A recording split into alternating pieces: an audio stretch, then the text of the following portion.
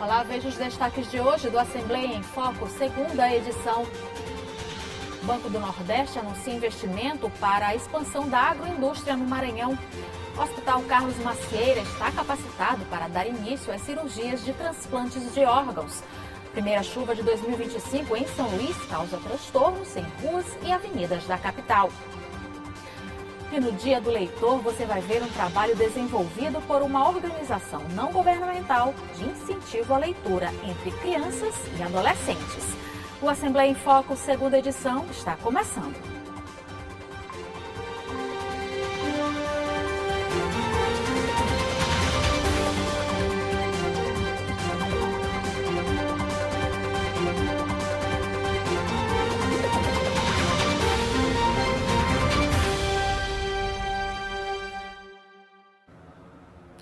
O Banco do Nordeste vai investir cerca de 700 milhões de reais no setor agroindustrial do estado. O recurso faz parte de um pacote de investimentos cujo foco é o crescimento do PIB e da agroindústria brasileira. 700 milhões de reais serão investidos pelo Banco do Nordeste para a instalação da unidade do Grupo Impasa na cidade de Balsas, no sul do Maranhão. Um salto significativo no setor agroindustrial do estado. O Grupo Impasa é o maior transformador de amido de milho em energia limpa e renovável da América Latina. Aqui no Maranhão, querem transformar o amido em álcool e óleo. A empresa chegou em Balsas em novembro de 2023, mas já é responsável pela geração de milhares de empregos no município, principal polo do agronegócio maranhense. A novidade foi anunciada pelo governo federal em um grande evento em Brasília, com a presença do governador Carlos Brandão e do presidente Lula. Estamos aqui no Palácio do Planalto, onde tivemos a oportunidade de assinar um financiamento do Banco do Nordeste para a Impasa, uma grande empresa que está se instalando em Balsas. Em breve estaremos inaugurando uma empresa de etanol de milho para garantir, certo, a transformação do milho em álcool, em DDGS e o óleo, que é muito importante para o desenvolvimento do nosso estado. Não tenho dúvida que essa empresa, que está gerando milhares de empregos de Balsas, ela vai ter uma reação em cadeia, certo, de outros produtos, de outros empregos e de outras atividades. Trabalhamos com recursos que é o FNE, que já são condições muito boas, e quando consegue enquadrar uma indústria como inovadora, ela tem um benefício muito maior, considerando o enquadramento como inovação. Além disso, também nós trabalhamos em parceria com a FINEP, possibilitando também o investimento em indústrias com condições muito vantajosas, considerando essa parceria que nós temos com a FINEP. Também foi anunciada a reativação da Alumar, um dos maiores complexos industriais de alumínio do Brasil. Para 2025, a Alumar continua investindo para se tornar uma empresa cada vez mais competitiva, sustentável, desenvolvendo suas pessoas e o melhor, desenvolvendo o Maranhão. O capital financeiro para o Maranhão faz parte do pacote de mais de 546 bilhões de reais em investimentos públicos e privados até 2026 para a missão 1 do Programa Federal Nova Indústria Brasil, ANIB. O foco é o crescimento do PIB e o avanço da agroindústria brasileira, política industrial que busca impulsionar o desenvolvimento do país nos próximos 10 anos. E o Maranhão está na rota de expansão e do fortalecimento da agroindústria. O Sistema de Seleção Unificada 2025 vai oferecer mais de 260 mil vagas em cursos superiores de universidades públicas em todo o país, incluindo instituições federais, estaduais e institutos federais. As inscrições para o SISU acontecem de 17 a 21 de janeiro, exclusivamente pela internet, no site acessounico.mec.gov.br/SISU. Para participar, os candidatos precisam ter concluído o ensino médio, ter participado do Enem 2024 e obtido nota superior a 0 na redação. E o Hospital Carlos Macieira, considerado de alta complexidade do estado, foi credenciado pelo Ministério da Saúde para captação e transplante de órgãos.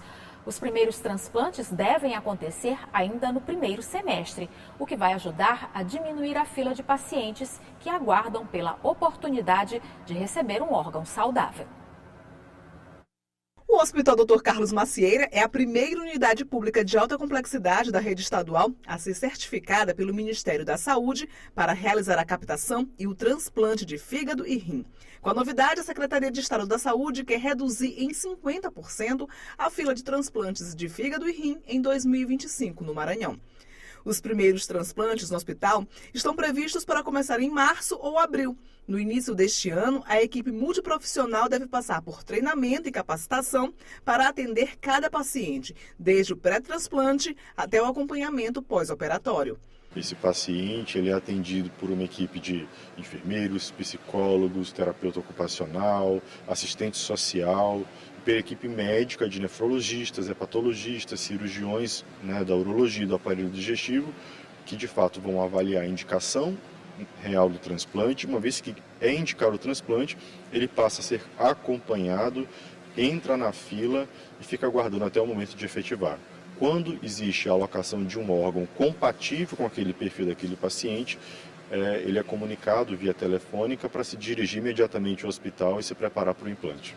A certificação vai permitir ainda que a unidade atue em parceria com o Hospital Universitário Presidente Dutra, o HUFMA. Sendo assim, o Maranhão passa a contar com 3 centros especializados em transplantes. De acordo com a SES, hoje 185 pacientes aguardam por transplante de rim, 11 por fígado e 696 por córnea. Daí a importância de incentivar a doação de órgãos no estado. A gente só consegue efetivar esse trabalho, salvar essas vidas e transformar a vida dessas famílias se nós tivermos o sim, esse ato de amor e generosidade nesse momento tão difícil. Então, para nós sensibilizar, falar sobre isso em casa, na nossa escola, na igreja, com nossa família, é a medida mais importante e efetiva que a gente tem para, de fato, conseguir efetivar esse trabalho na ponta e beneficiar as pessoas que precisam. E veja no próximo bloco, manhã de chuva em São Luís causa transtornos a pedestres e motoristas. E hoje, no Dia do Leitor, você vai ver o trabalho de uma ONG que incentiva crianças e adolescentes ao hábito de ler. A gente volta já.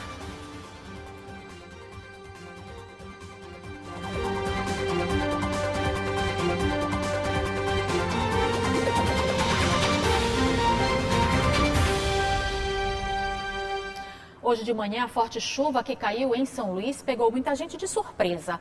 Ruas alagadas e trânsito lento prejudicaram pedestres e motoristas.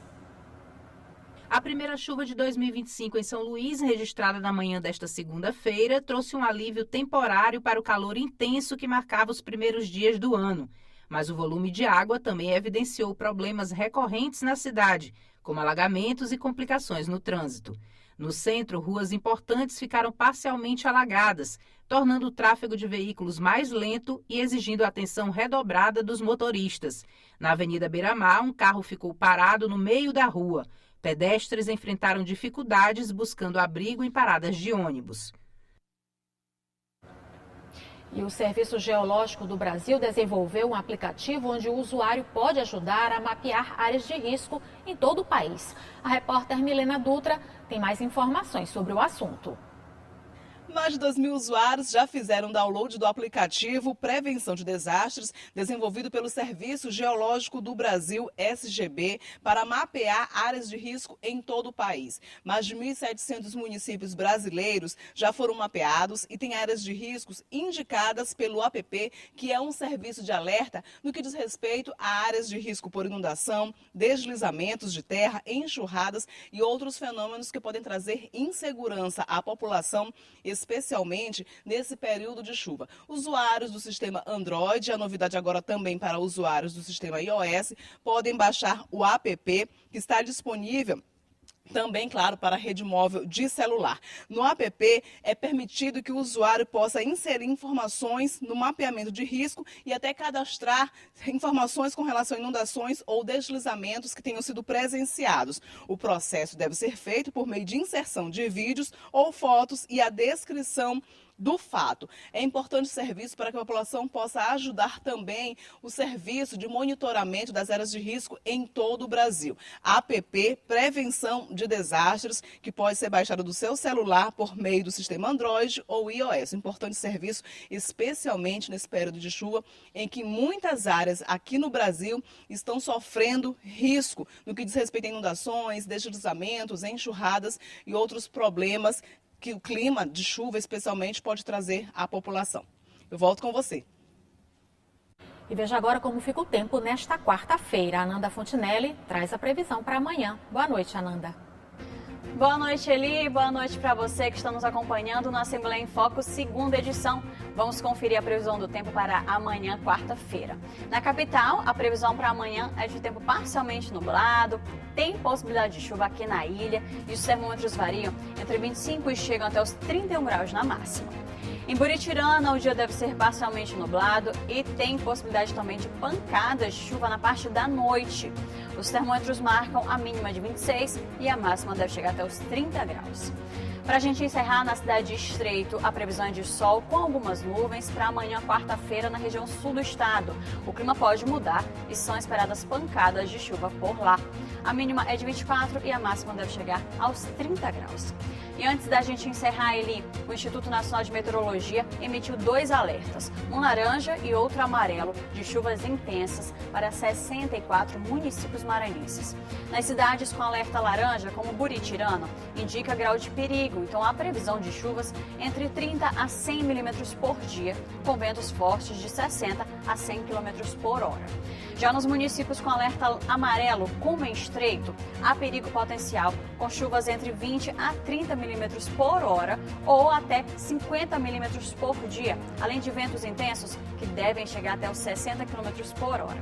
Então vamos ficar atentos aí a esses alertas, a essas mudanças no clima nessas regiões. É isso, a gente volta a se encontrar amanhã. Até lá! Até lá!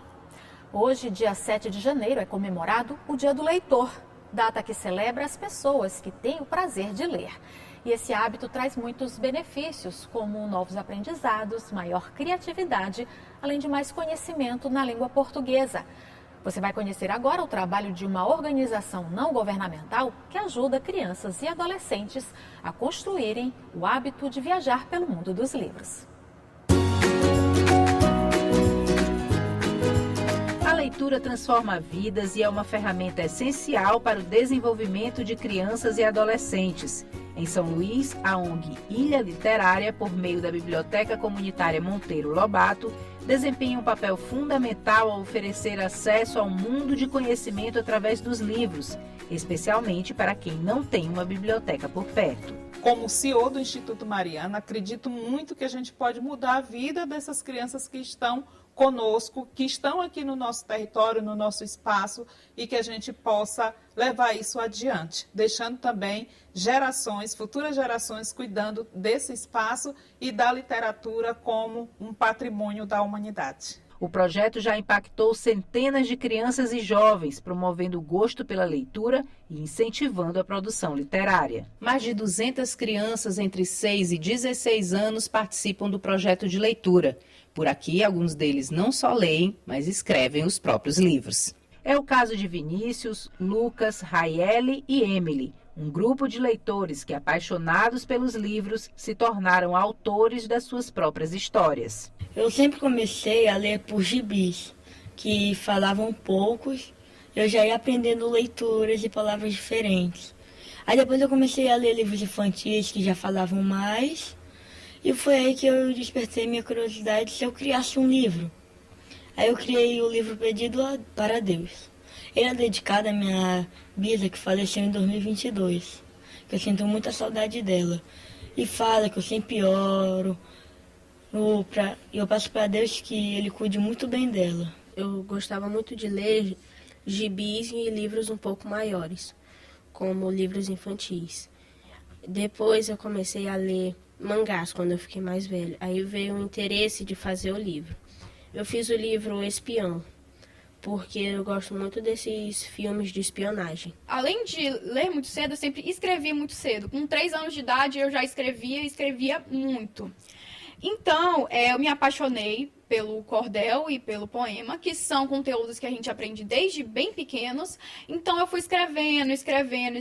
Eu tenho até um caderno lá em casa que é cheio de textos, que é tipo como se fosse papéis avulsos de Machado de Assis. É uma coisa maravilhosa que eu sempre me apaixonei desde muito pequena. Eu comecei a ter essa paixão pelo livro quando eu tinha 5 anos, que o meu tio, ele me deu o meu primeiro livro de presente, foi o livro Pequeno Príncipe, e foi um dos livros que eu mais gostei de ler, e me veio a curiosidade de ler outros livros. E nessa mesma época, eu comecei a escrever também. Como eu já sabia escrever, então eu mesma já comecei a escrever algumas coisas, já comecei a guardar, e foi daí que veio a minha paixão pela escrita e pela leitura. Melanie, professora de língua portuguesa e literatura, destacou o impacto na formação dos estudantes. Ela foi aluna da escola e hoje retorna como professora. Fiquei extremamente feliz porque foi aqui que eu me apaixonei pela leitura e logo depois de um bom tempo, voltei como professora e hoje também sou extremamente feliz porque eu ensino para crianças língua portuguesa e literatura, no qual eu sou apaixonada e fico muito, muito grata por passar hoje esse conhecimento para esses alunos, o conhecimento que eu adquiri aqui. Para os pequenos, a leitura também é uma oportunidade de explorar novas ideias, desenvolver seus próprios pensamentos e sonhar com um futuro cheio de possibilidades.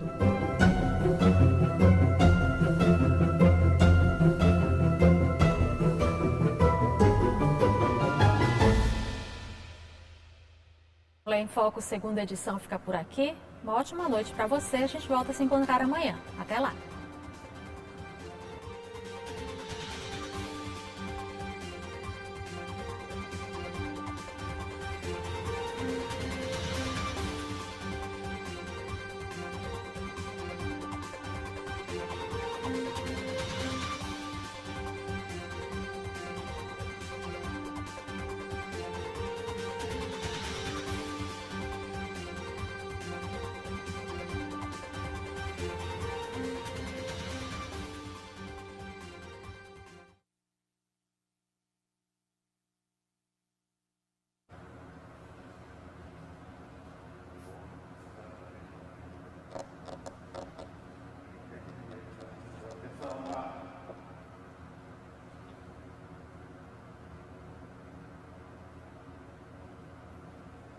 E o Assembleia em Foco, segunda edição, fica por aqui. Ótima noite para você. A gente volta a se encontrar amanhã. Até lá.